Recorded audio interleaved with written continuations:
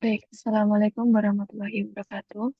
Selamat siang, Bu Komang. Di sini kami akan mempresentasikan tugas mini project 2 yang kami ambil yaitu studi kode 1 yang menjelaskan tentang Departemen Pekerjaan Umum sedang mempertimbangkan kelayakan pembangunan waduk.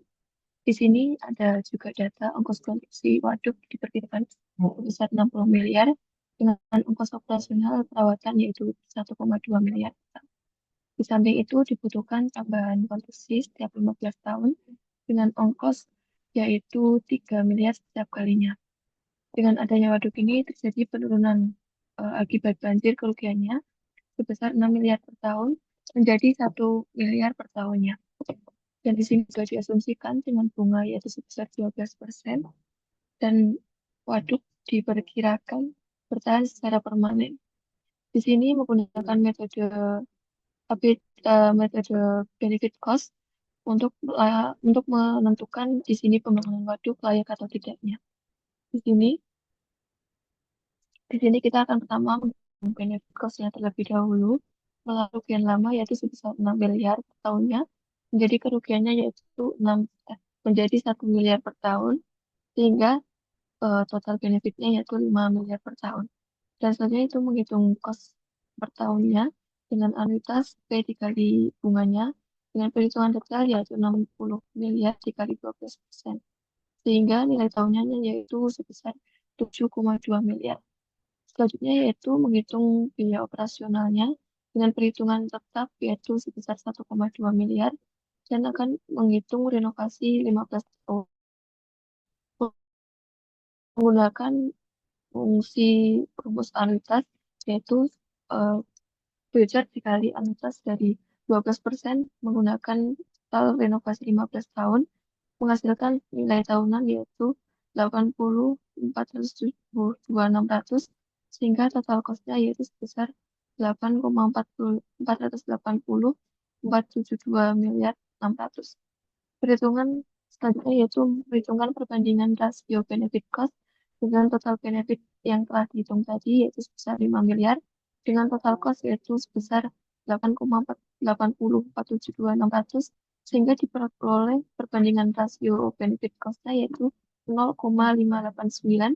Di sini 0,859 yaitu kurang dari 1 sehingga di sini tidak layak untuk dilakukan pembangunan waduk dikarenakan juga tingginya biaya bunga modal dari investasi awal sebesar 7,2 miliar per tahun.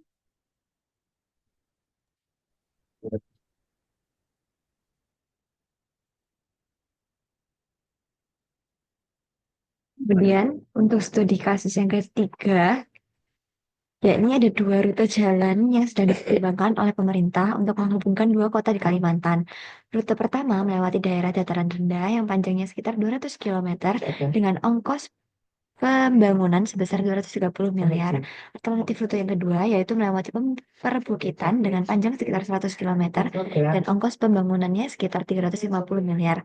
Ongkos pemeliharaan jalan untuk rute pertama diperkirakan sebesar 400 juta per tahun dan untuk rute kedua besarnya 500 juta per tahun.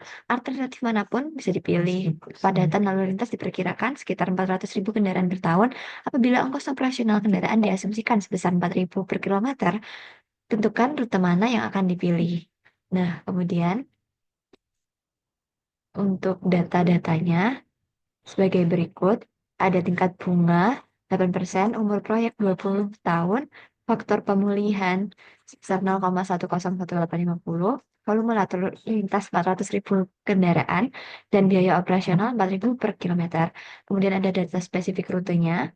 Untuk rute pertama dengan panjang jalannya 200 km, sedangkan rute kedua 100 km, biaya kontribusinya 230 dan rute kedua 350, biaya pemeliharaan rute pertama 400 juta dan rute kedua 500 juta. Nah, kemudian dilakukan perhitungan biaya pemerintahan atau government cost. Untuk rute pertama didapat dengan menjumlahkan konversi ke tahunan yang 230 itu dikonversikan ke tahunan. Ke anuitas didapatkan 23.425.500.000. Sedangkan yang rute kedua Investasi awalnya 350 juta, dikonversi ke tahunan, didapatkan 35.647.500.000. Kemudian ada pemeliharaan rutin juga 400 juta dan 500 juta. Kemudian kedua tersebut, konversi ke tahunan dan pemeliharaan rutin di jumlah didapatkan untuk rute pertama 238.255.000 dan untuk rute kedua 36.147.500.000. Kemudian dilakukan perhitungan biaya pengguna jalan dengan rumus jarak dikali VOC dikali volume kendaraan.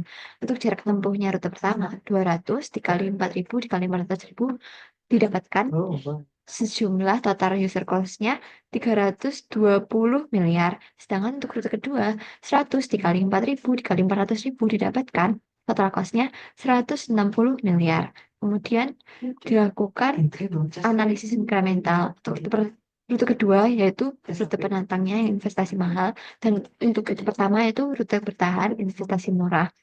Terus kemudian dilakukan komponen analisis perhitungan sama dengan selisih satu dua dibanding satu satu didapatkan nilai incrementalnya sebesar 90 miliar dan delta cost-nya dari 336,14 miliar dikurangi 23,82 miliar didapatkan sejumlah 12.322 juta. Kemudian dilakukan perhitungan rasio benefit per cost dengan benefit sebesar 160 miliar dan total cost 12,322 miliar didapatkan benefit cost rasionya 12,98. Jadi, keputusan tersebut layak. Pemerintah harus memilih rute 2 atau jalur perbukitan.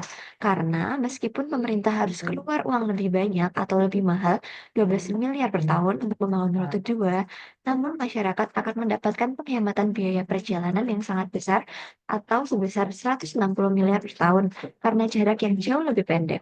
Manfaatnya 13 kali lipat dari biasanya. Sekian hasil presentasi kami, kurang lebihnya mohon maaf. Terima kasih atas perhatiannya.